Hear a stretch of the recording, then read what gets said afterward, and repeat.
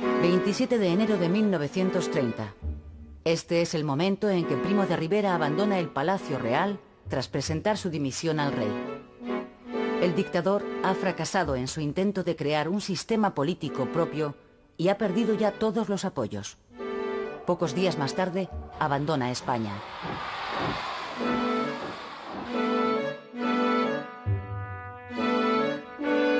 Con el prestigio de la monarquía profundamente deteriorado a causa de su complicidad con la dictadura, Alfonso XIII tiene ante sí una ardua tarea: tutelar el primer intento de transición política a la democracia de la historia de España. El general Dámaso Berenguer es el designado por el rey para regresar a la senda constitucional.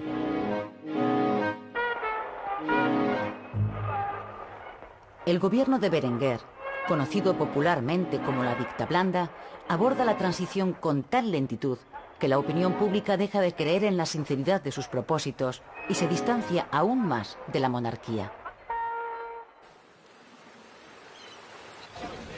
En agosto de 1930 se reúnen en San Sebastián representantes de las fuerzas antimonárquicas.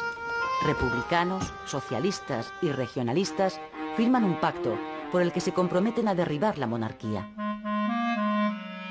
Los grandes intelectuales españoles defienden esa misma posición. El filósofo José Ortega y Gasset publica en ese momento un demoledor artículo que termina diciendo: hay que destruir a la monarquía.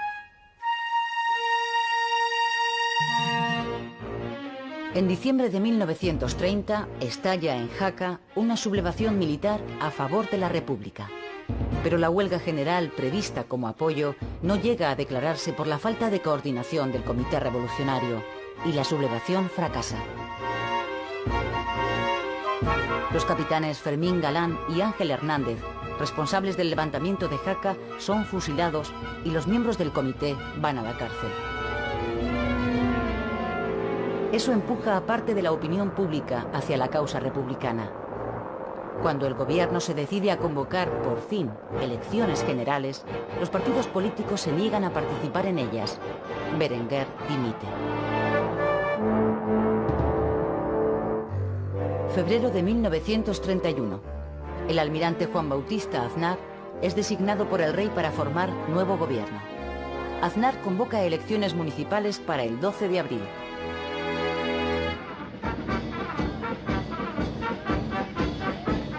Durante la campaña electoral, los republicanos presentan las elecciones locales como un plebiscito sobre la monarquía. Los resultados electorales suponen para todos una sorpresa. Aunque el número de concejales monárquicos supera al de republicanos, estos triunfan en las ciudades donde la libertad de voto es real. Hasta allí no llega el poder de los caciques. Tras conocerse los resultados, el presidente de gobierno, almirante Aznar, acude a despachar con el rey.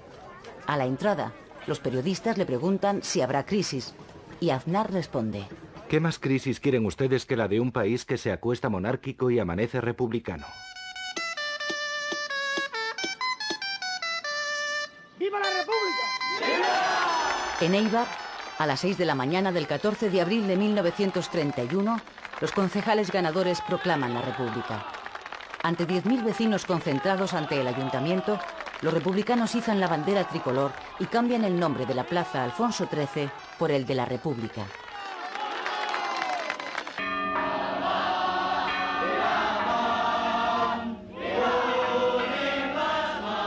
El ejemplo de Eibar se extiende por toda España. En Barcelona, grupos de manifestantes republicanos se dirigen a mediodía a la plaza de Sant Jaume. Los líderes de Esquerra Republicana, partido ganador de las elecciones, han convocado por radio la manifestación. Ante los barceloneses congregados, Lluís Companys y Francesc Macià proclaman la República Catalana desde el balcón del ayuntamiento.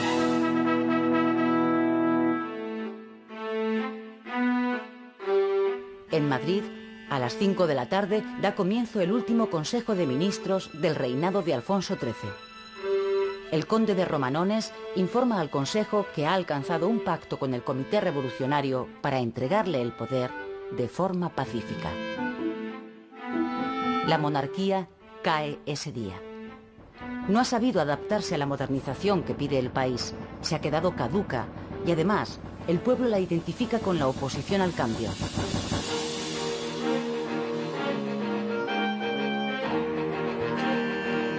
Cuando los ministros abandonan el palacio, los madrileños ya han tomado las calles para expresar su alegría por la llegada de la República.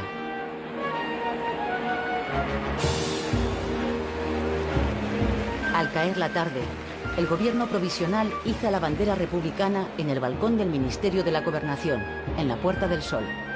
El nuevo presidente, Niceto Alcalá Zamora, proclama oficialmente la Segunda República Española.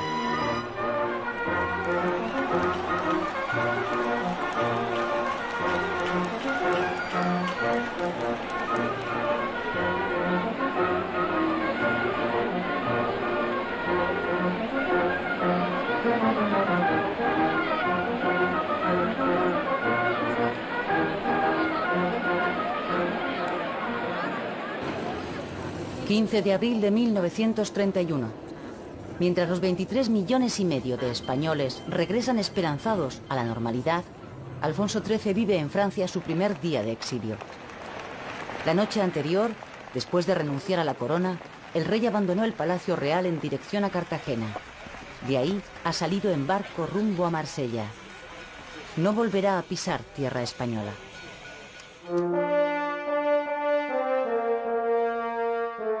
El gobierno provisional, consciente de las expectativas creadas por el cambio de régimen, anuncia enseguida que se propone transformar el Estado para hacerlo más moderno, laico y democrático. El presidente Alcalá Zamora hace ante las cámaras su diagnóstico. La crisis de España no es política, no es siquiera de régimen, es histórica con toda su trascendental amplitud. España sigue siendo en 1931 un país subdesarrollado en el que el débil sector industrial tan solo da trabajo a la cuarta parte de los obreros. Las ciudades se han ido llenando de gentes que acuden desde el campo con la esperanza de mejorar su vida. Madrid y Barcelona, que han duplicado su población en lo que va de siglo, tienen ya 1 millón de habitantes. Pero más de la mitad de la población, el 60%, continúa viviendo y trabajando en el campo, donde la pobreza alcanza límites extremos. Eso sucede sobre todo en la mitad sur del país, donde un puñado de propietarios posee la casi totalidad de las tierras. El trabajo es escaso y está mal pagado. Uno de los primeros problemas que aborda el gobierno provisional es el de la enseñanza primaria. Faltan tantas escuelas y maestros como los que en ese momento hay. De cada 100 españoles, 44 no saben leer ni escribir. El Ministerio de Instrucción Pública aumenta el presupuesto de educación un 50% para poder abrir cada año 5.000 nuevas escuelas. El objetivo esencial es el de poner en pie un sistema de educación pública totalmente laica, capaz de sacar al país del atraso que padece.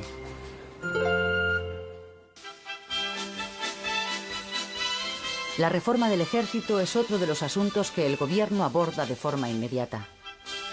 Manuel Azaña, ministro de la Guerra, busca la modernización del ejército y, sobre todo, una renovación política de los mandos militares, que aunque no se han opuesto al advenimiento de la República, la han recibido con evidente recelo.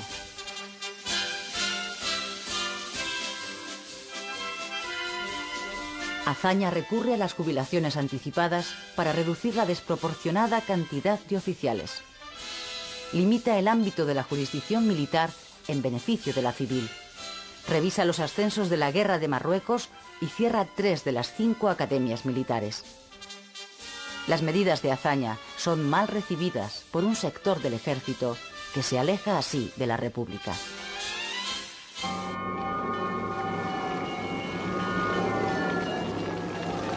El problema religioso le estalla a la República de forma accidental un mes después de su proclamación. En Madrid, un grupo de exaltados saquea e incendia varios edificios religiosos. El anticlericalismo se hace presente una vez más en la calle, pero el gobierno, desbordado por los acontecimientos, no pone los medios para detenerlo. Los disturbios se extienden a otras ciudades. Después de 3 días de violencia, más de un centenar de edificios religiosos han sido incendiados en todo el país. Las relaciones entre la Iglesia Católica y la República no harán sino empeorar a partir de entonces. La vida de la joven República transcurre a toda prisa. El gobierno convoca para el mes de junio elecciones a Cortes Constituyentes.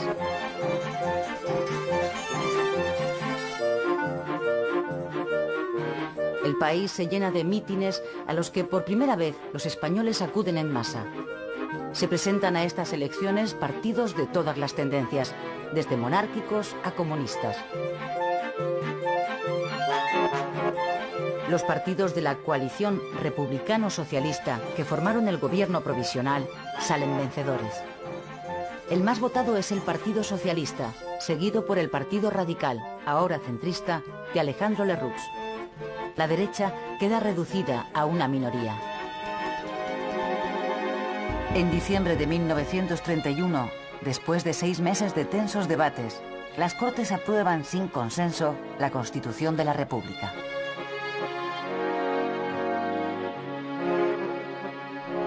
El nuevo texto constitucional establece la democracia parlamentaria.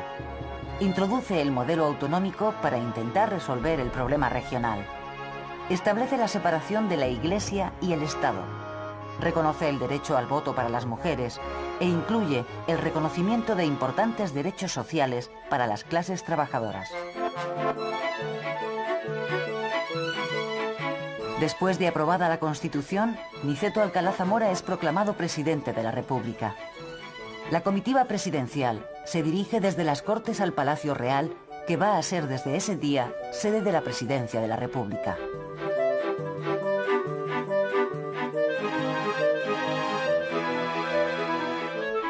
Como presidente del gobierno es designado Manuel Azaña.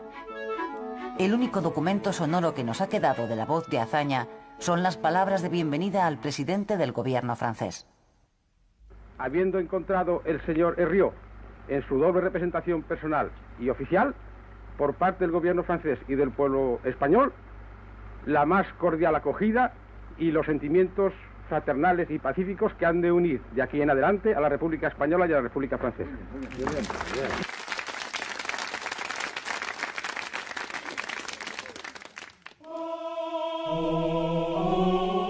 Las relaciones, ya tirantes de antemano, de la República con la Iglesia, se tensan aún más con la separación entre Iglesia y Estado que la nueva Constitución oficializa.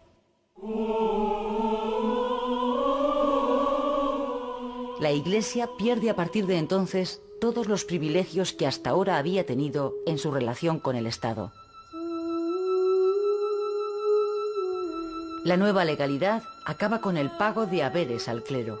Establece el matrimonio civil y el divorcio. Prohíbe a las órdenes religiosas que se dediquen a la enseñanza. Elimina los símbolos religiosos de todas las instituciones públicas. Disuelve a la Compañía de Jesús. Muchos jesuitas se irán al exilio.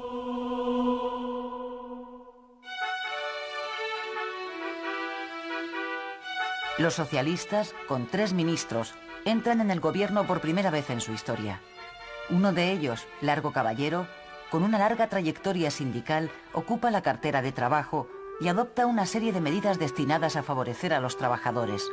Subida de sueldos, jornada laboral de 8 horas para los jornaleros, vacaciones pagadas, establecimiento de un salario mínimo, seguridad social y seguro de enfermedad obligatorios. Agosto de 1932. El general Sanjurjo encabeza desde Sevilla el primer intento de golpe militar contra la República. Cuenta con el apoyo de un grupo de monárquicos y de un reducido número de mandos militares. La sublevación es fácilmente neutralizada por el gobierno. El general Sanjurjo, detenido y condenado a muerte, es finalmente indultado. Tras beneficiarse de una amnistía, se exilia en Lisboa. Desde allí, esperará una mejor ocasión para volver a intentarlo. El éxito del gobierno frente a los golpistas le sirve a Azaña para sacar adelante dos proyectos que permanecían atascados en el Congreso: el Estatuto Catalán y la reforma agraria.